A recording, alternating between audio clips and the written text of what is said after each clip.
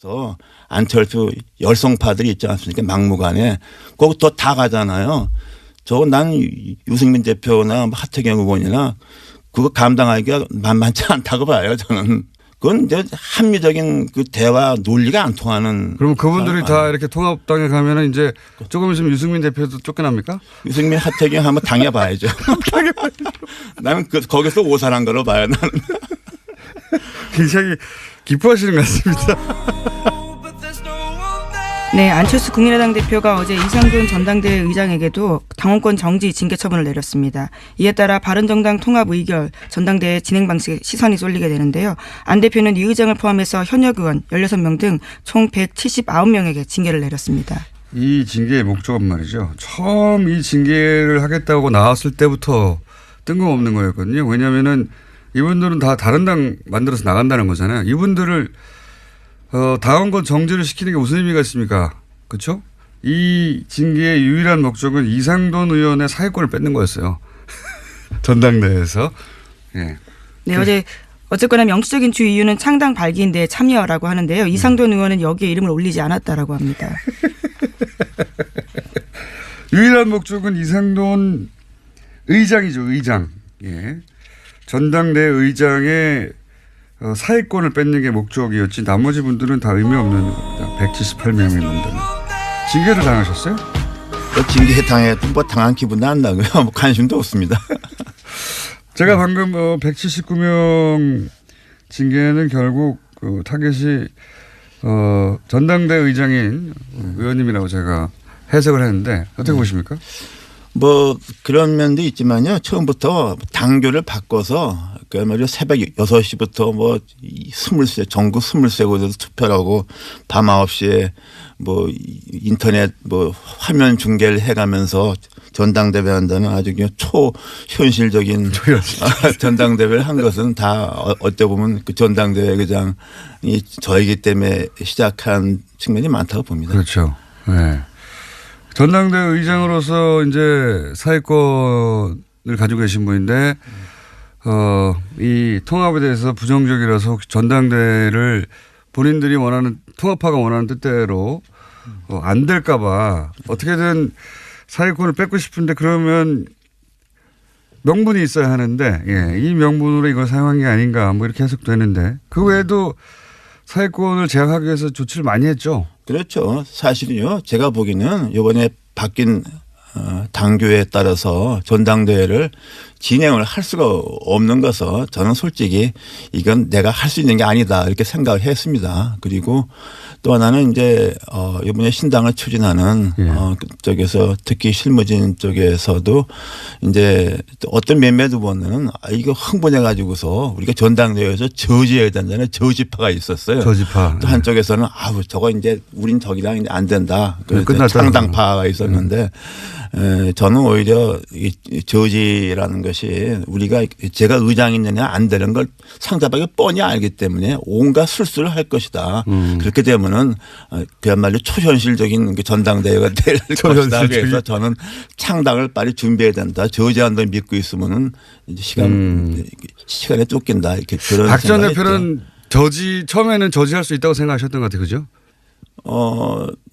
그런데 박 전 대표는 이 정치를 꿰뚫어 본 분 아닙니까? 근데 다만 처음부터는 저지를 한다고 이렇게 해놔야만 저쪽에서 이제 온갖 무리수를 온갖 이상한 일을 벌이지 않겠습니까? 새벽 6시에 시작하죠. 네. 그러니까 처음 들어봤는데 새벽 6시. 이제 할 필요가 없어진 거죠. 이제 완전히. 새벽 6시. 네. 새벽 6시에 이 전당대회 누가 참석할지 모르겠는데 새벽 6시에 시작하고. 그런데 그분에 대해서는 그렇게 우리가 웃기만 할 수 있는 것은 아닙니다. 이게 아무리 정당의 자율성을 존중한다 그러지만은 당원 당규로 정하는데 한계가 있지 않습니까? 정당법이라는 게 있습니다. 그 법에 일반 원칙이 있고 그래서 이제 이번에 가처분 신청된 것도 그런 부분이죠. 그래서 과연 법원이 이런 것까지 정당의 자율권을 인정해 줄 것인가. 이건 도저히 눈 뜨고 볼 수 없다 그래서 어떤 판결을 할지. 다만 이제 어차피 이제 탈당 어차피 이제 창당에서 나가는 거니까 그 돼 있지만은 법원으로서는 이번에 한번 정당의 자율성에 대해서 유권적인 판단을 할 필요가 있다고 봅니다. 그 당원들 자격, 그러니까 소위 모집단을 줄이기 위해서 당원들 자격을 뭐랄까요, 의도적으로 이렇게 모집단을 줄여서 뭐 전화 통화도 많이 하고 했다고 얼핏 들었는데 무슨 일이 있었나요? 당원들 거진 그 대표 당원으로 등재했던 한 10,000명 이상 되는 것 같다가 다 전화를 해서 뭐 전화가 안 되면 연락 분통 같은 거에서 뭐 배제한다든가 또 심지어 좀 성향이 안 맞는 것 같으면은 뭐 왜 당별이 안 됐느냐 뭐 등등해서 뭐 그런 거를 굉장히 애 많이 썼죠. 그야말로 고생했습니다. 그래서 한 10,000명이 한 5,000명 이하로 줄었다면서요? 네, 그렇다고 그래요. 네. 그렇다고 해도 이제 과연 3,000명 정도가 이렇게 나올 것인가 하는 것도 그렇고 제일 지금 어저께 당무회의도 철저하게 비공개로 해서 솔직히 뭐 몇 명이 많은지 몰라요. 사회권 이제 의장직을 수행하지 못하게 되시는데 근데 의장직을 수행하셨다 하더라도 그 보통 사회권이라는 게 이제 처음에 시작을 선언하고 종결을 선언해야 되는데 시작과 종결을 선언하지 않아도 되는 걸로 바꿔놨다면서요?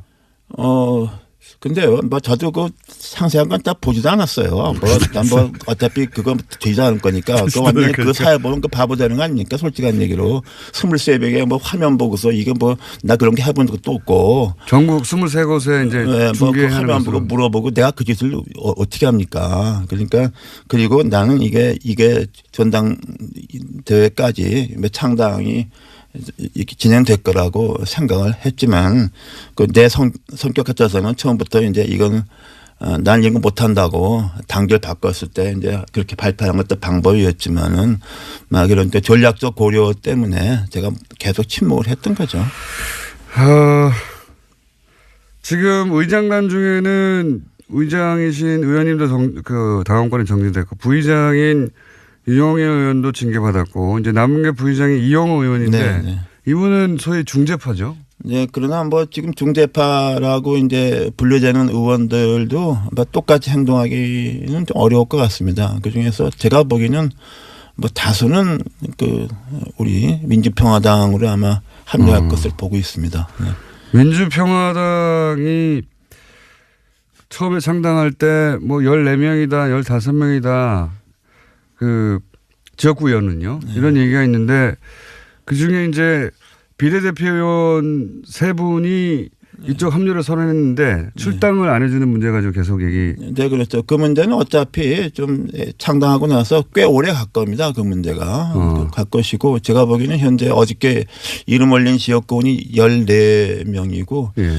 그중에 아마 불원간 지역구원 제가 보기에 한 최소한도 3명 정도는 추가할 것 같습니다. 14명에 3, 4명 정도. 3, 4명, 17, 18명. 네, 17, 18명 정도로 아마 2월 6일 날 네. 창당을 하지 않을까 보고요. 네, 그리고 이제 선거에 임박하게 되면은 또 무슨 그리고 또 하나는 그 의원 지역구원을 뺀 전원이 그 지역구를 빼면 별로 많지 않습니다. 그 통합당을 가느냐 하면 또 그렇지 않고 개종에는 거기서 이탈을 해서 무소속으로 잠시 남겠다는 지역구이 있기 때문에 진짜로 순수하게 이렇게 안철수 대표와 같이 할 지역구는 뭐 5손가락도 안 된다고 봅니다. 네. 5명 정도. 5명도 안 된다고 봅니다. 지역구원에서는. 네. 지역구원에서는 너무 적네요. 그거는. 뭐 그러니까 오산을 했던 것이죠. 처음에는 뭐 처음부터 그런 얘기가 했어요. 이렇게 하게 되면은 뭐 박지원, 정동영, 천정배 의원들은 하고 몇 명은 뭐 탈당하지 않겠냐. 30명 정도 나가겠지. 뭐 예. 그렇게 말하고 다녔어요. 뭐 내가 그 사석에 들은 얘기하면 나가 자빠질 거예요. 그럼 하나만 해서 조금만 자빠지게 해주세요. 아니 뭐 천천히 다음 질문하세요. 사석에서는 그 몇 명 나가겠냐. 뭐 그렇게 생각했던 거죠. 그리고 창당을 쉽게 할 수 있겠느냐. 근데 저는 그렇게 보지 않았어요. 왜냐 그러면은 우리 그 호남 의원들이 뭐 4선 의원 그러는데 4번에 당선될 때마다 당적에 다 다른 의원들이 몇 명씩 있어요. 그래서 예. 이건 뭐 별로 아무것도 아닌 그러니까 중요한 게 뭐냐면 우리가 호남 정치의 본질을 알아야 됩니다. 저 전혀 몰라요. 안철수 대표 전혀 모르고. 전혀 몰라. 아무것도 몰라요. 정치에 대해서. 호남을 모를 뿐더러 정치도 모릅니다. 정치도 모른다고 생각하시죠? 네, 그렇습니다. 네.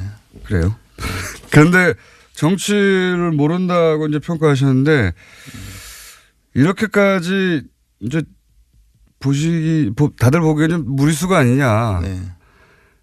물론 반대하는 분들은 무리수라고 뭐 생각하시는 분들이 많을 거고 반대하는 분들이 아니더라도 야 이거 굉장히 무리한 부분이 있다라고 생각할 텐데 왜 이렇게까지 무리를 하는 걸까요? 글쎄요, 저도 뭐 대충 들은 얘기인데 뭐 대통령 뭐 된다는 뭐 그렇게 믿음을 준 사람이 몇 명 있었던 것 같습니다. 이렇게 해야지. 뭐 말하자면 보수표를 얻어야 된다. 왜냐하면 지난번 대선에서 중간에 그 모두가 바뀌었잖아요. 네. 그것도 그 당시 뭐 대충 뭐 컨설턴트인지 뭔지 아는 사람들이 뭐 그런 아이디어를 줬다 그래요. 중도 보수 쪽을 잡아야 된다. 뭐 그런데 그것도 맞는 말인데 한번 생각해 보세요. 그 변호사한테 가서 자기 법률 문제 고민하면은 그 변호사가 이게 당신이 가망 없으니까 돌아가라고 합니까? 나한테 돈 많이 주면 이게 해준다 그래요. 컨설턴트는 다 그런 거 하는 사람인데 그 말 믿고 따라가 다니는 사람이 문제가 있는 거죠. 저는 그렇게 봅니다. 그리고 지금 이제 호남 베이스로 대권이 어려우니까 뭐 그렇지 않겠나 하는데 그건 뭐 황당한 꿈이라고 생각하죠. 네. 왜 황당한 꿈이라고 생각하십니까? 현실성이 아닙니다. 보수에서 뭐 그렇게 보수 만만하게 보는 거 아닙니다. 절대로 그렇지 않아요. 지난번 대선에 봤잖아요. 내가 그때 대선 때 내가 창당을 했습니다. 비문연대 반문연대 절대로 안 된다. 한국의 보수는 뿌리가 깊다. 가로가도 모르가도 25%는 나온다 말이야. 이거 다 맞잖아요. 네. 안철수 대표는 지금 호남만으로는 이제 다음 대권도 어렵다고 보고 조금 그 상처를 입더라도 호남의 일부 이제 중진 의원들은 떨궈내고 그리고 보수하고도 손을 잡고 그래서 가운데서 이렇게 새를 부르려고 하는 그런 의도였던 것 같은데 생각보다는 많이 떨어져 나가고 있고 그리고 의원님 보시기에는 보수도 그렇게 손쉽게 손잡아주지 않을 것이다 이런 말씀이십니까? 그렇죠. 그리고 처음에는 이거 뭐 동서화합으로 모두를 잡았잖아요. 예, 이원주 의원이 뭐 화개장터에서 유승민 안철수가 만나서 동서 영원한 화합한다 그랬는데 지금 돌아가는 형상은 유승민 대표는 뭐 자기 뜻과는 다르게 TKU에서는 배신자로 찍혀 있지 않습니까? 그 안철수 대표는 완전히 호남을 배신한 정도가 아니라 욕보인 사람으로 돼 있잖아요. 영원함이 화합이 아니라 뭐 영원한 배신자의 화합돼 버렸잖아요. 그러니까 무슨 시너지 효과가 나옵니까? 나 이게 뭐 얘기가 안 되는 거예요. 그래도 유승민 대표 입장에서는 사실은 당이 위기에 처했는데 이 정도면 아주 큰 이익이 남는 결합 아닙니까? 네. 저는 정의당이 비가이든 어떤 육석 가지고 황당당한 자기 철학을 내지 않습니까? 나는 유승민 대표가 악수를 뒀다고 봐요. 그리고 그쪽에서는 안철수 대표가 뭐 취약하니까 또 뭐 따라오는 의원도 뭐 비례의원밖에 없으니까 자기들이 당을 장악한다고 보는데 그 오산입니다. 이번에 봤잖아요. 당무회의가 뭐고 의원은 없고 이른바 무슨 비의원 무슨 위원장 등등등해서 안철수 열성파들이 있지 않습니까? 막무가내. 거기 다 가잖아요. 난 유승민 대표나 하태경 의원이나 그거 감당하기가 만만치 않다고 봐요. 저는. 그 안철수 대표를 지지하는 지역구 원외위원장이나 원외위원장, 당무위원회 다수 등등 지역위원장. 그건 이제 합리적인 그 대화 논리가 안 통하는. 그럼 그분들이 다 이렇게 통합당에 가면은 이제 조금 있으면 유승민 대표도 쫓겨납니까? 유승민 하태경 한번 당해봐야죠. 나는 거기서 오산한 거로 봐요. 나는.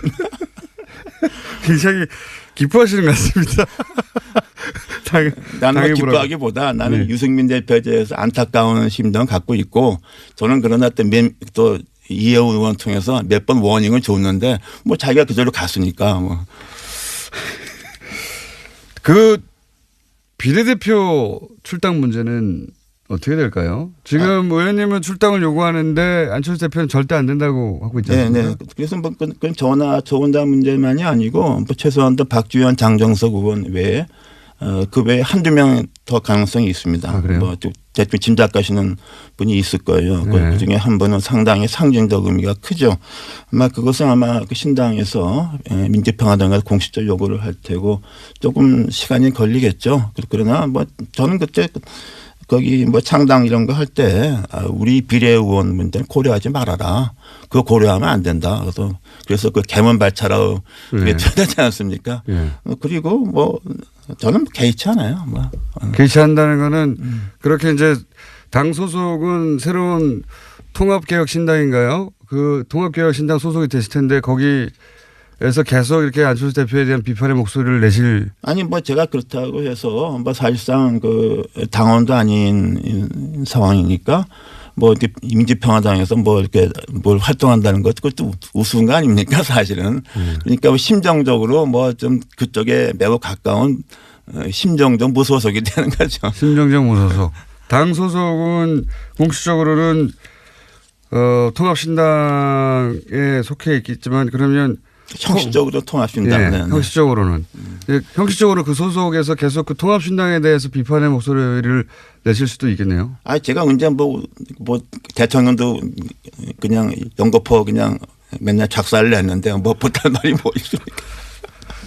그쪽에서는 의원님을 놔주는 게 더 플러스 아닙니까? 글쎄 모르겠어요. 그러니까 거기 정상적인 판단이 안 되는 집단이에요. 네. 그렇다면 이런 일이 생기지 않죠. 어떻게 국회의원이 우리나라 헌법재판소 판결에 의해서 헌법기관입니다. 개개인이. 합당경 보고는 국회의원의 당적의 변화가 생기는 걸 갖다가 의원총회 뭐 당원단계 그까짓 필요도 없습니다. 그거는 기본적인 원리예요. 정당 정치, 의회 정치의 기본입니다. 의원총회 한 번 안 하고서 의원총회 반대했잖아요. 다수가. 그런 놈의 일이 어디 있습니까? 그러니까 이건 뭐 정치 집단이라 볼 수가 없어요. 우리가 이렇게 토론하는 거 이게 입이 더러워지는 겁니다. 이게. 알겠습니다. 오늘은 여기까지 하고요.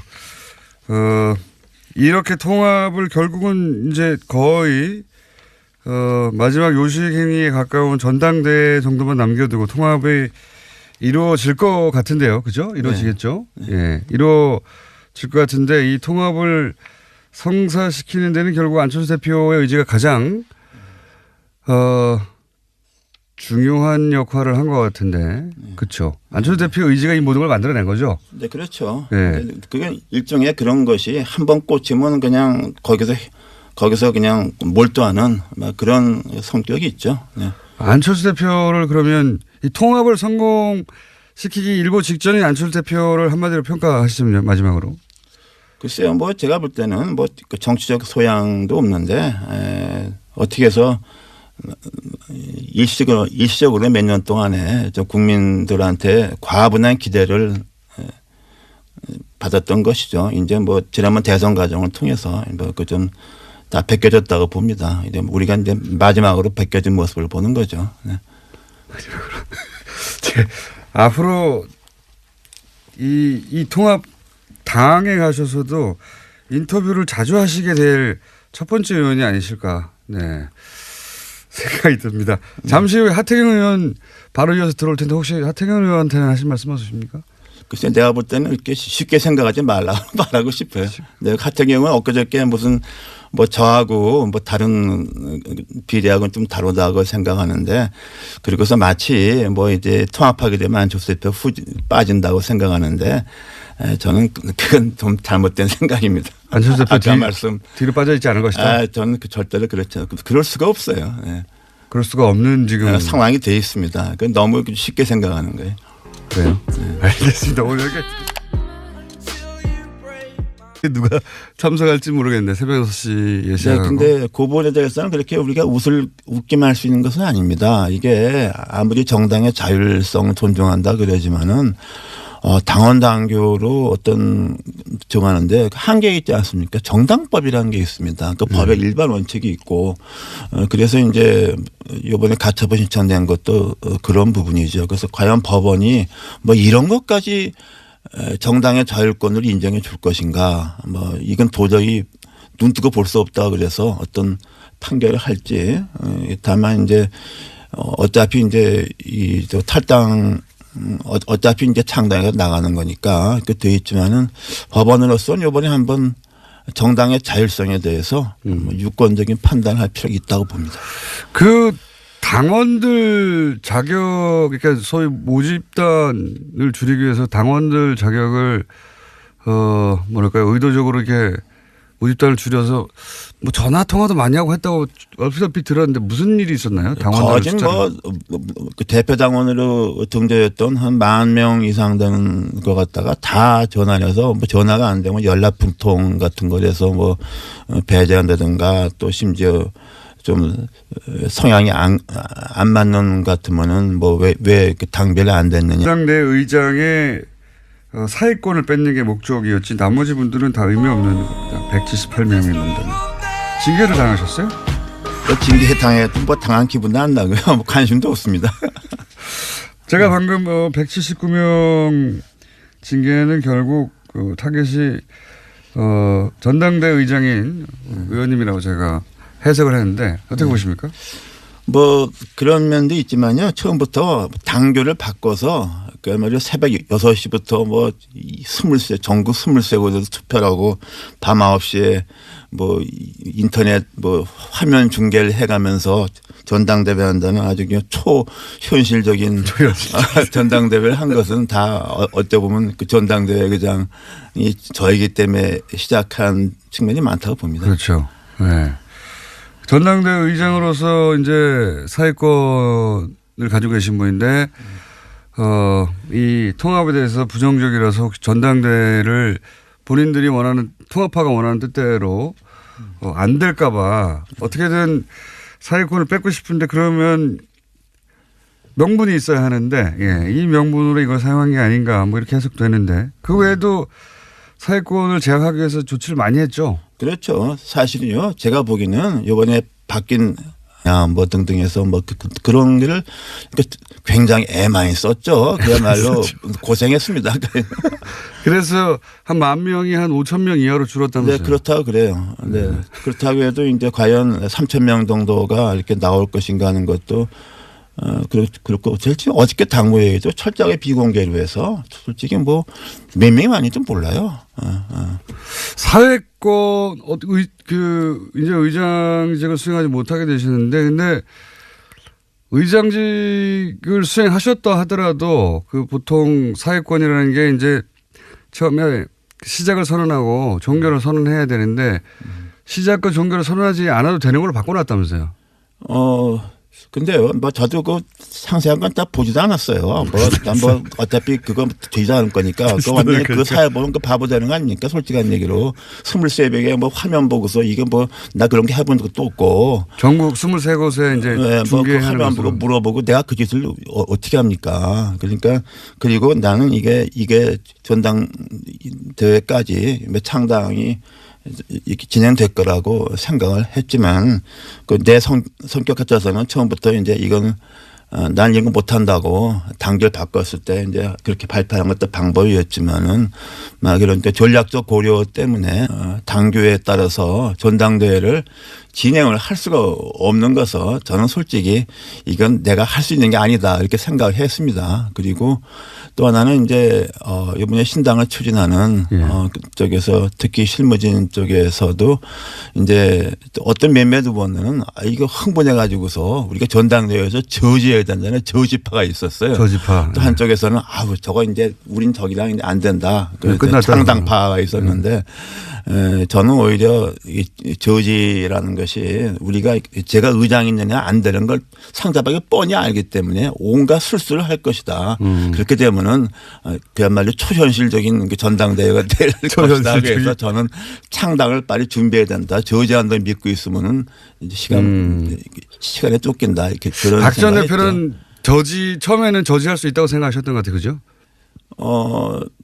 그런데 박 전 대표는 뭐 이 정치를 꿰뚫어 본 분 아닙니까? 근데 다만 처음부터는 저지를 한다고 이렇게 해놔야만 저쪽에서 이제 온갖 무리수를 온갖 그 뭐 이상한 일을 벌이지 않겠습니까? 새벽 6시에 시작하죠. 네, 그러니까 처음 그렇게 들어봤는데 해서 새벽 6시.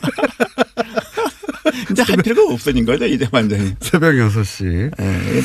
새벽 6시에 이 전당대. 그래서 안철수 열성파들이 있지 않습니까? 막무가내 거기 다 가잖아요. 난 유승민 대표나 하태경 의원이나 그거 감당하기가 만만치 않다고 봐요. 저는. 그건 이제 합리적인 그 대화 논리가 안 통하는. 그럼 그분들이 사람 다 아니에요. 이렇게 통합당에 가면은 이제 조금 있으면 유승민 대표도 쫓겨납니까? 유승민 하태경 한번 당해봐야죠. 나는 거기서 오산한 거로 봐요. 나는. 굉장히 기뻐하시는 것 같습니다.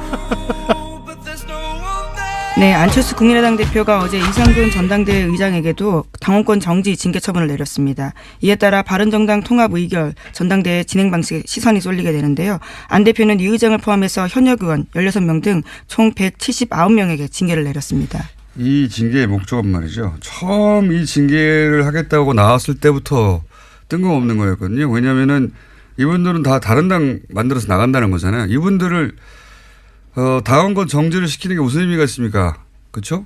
이 징계의 유일한 목적은 이상돈 의원의 사회권을 뺏는 거였어요.